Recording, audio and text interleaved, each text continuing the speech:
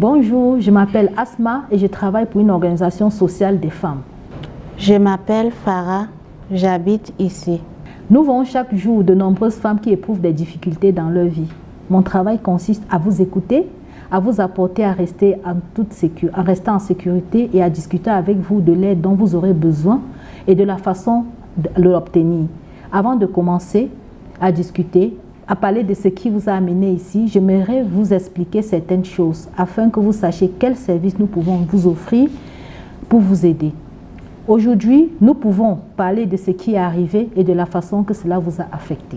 Je vais travailler avec vous pendant que vous prenez des décisions sur ce qui vous convient le mieux. Avez-vous des questions à ce sujet? Non, pas pour l'instant. Aussi, si je ne comprends pas ou si je ne suis pas claire sur quelque chose que vous me dites, est-ce que je peux vous poser des questions, Farah, pour m'assurer que je comprends?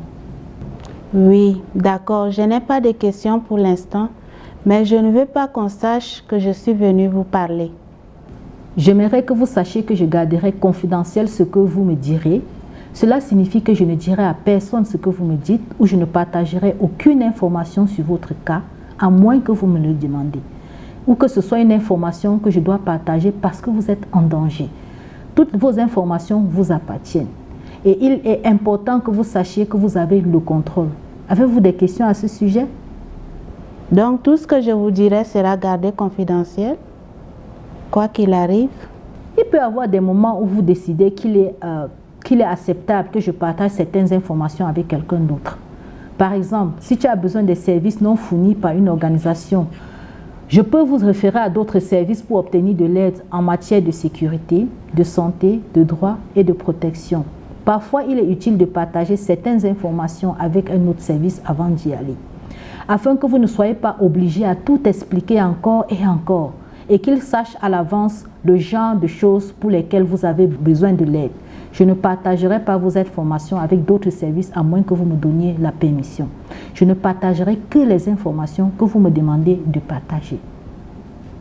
Je noterai l'endroit où, si jamais vous en avez besoin, si vous souhaitez partager vos informations en vue de bénéficier d'autres services ou de recevoir de l'aide.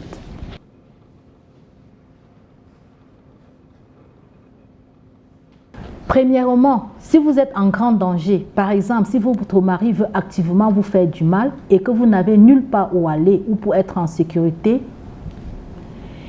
ou alors vous voulez vous faire du mal ou à quelqu'un d'autre, je dois parler à mon superviseur qui devrait parler à la police. C'est pour des raisons de sécurité et d'éthique. Il y a aussi des lois concernant les enfants.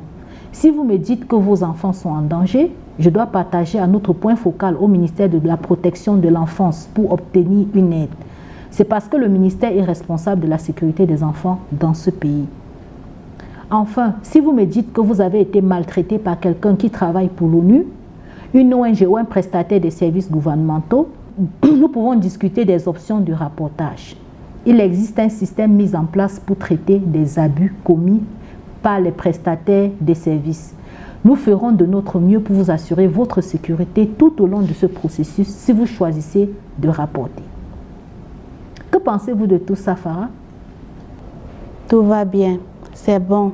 Si j'ai des questions, je les poserai. Pour l'instant, ça va. De plus, je tiens à vous dire que dans le cadre de mon travail ici, il y a des formulaires et des notes que je dois remplir pour me rappeler des informations que vous m'avez données.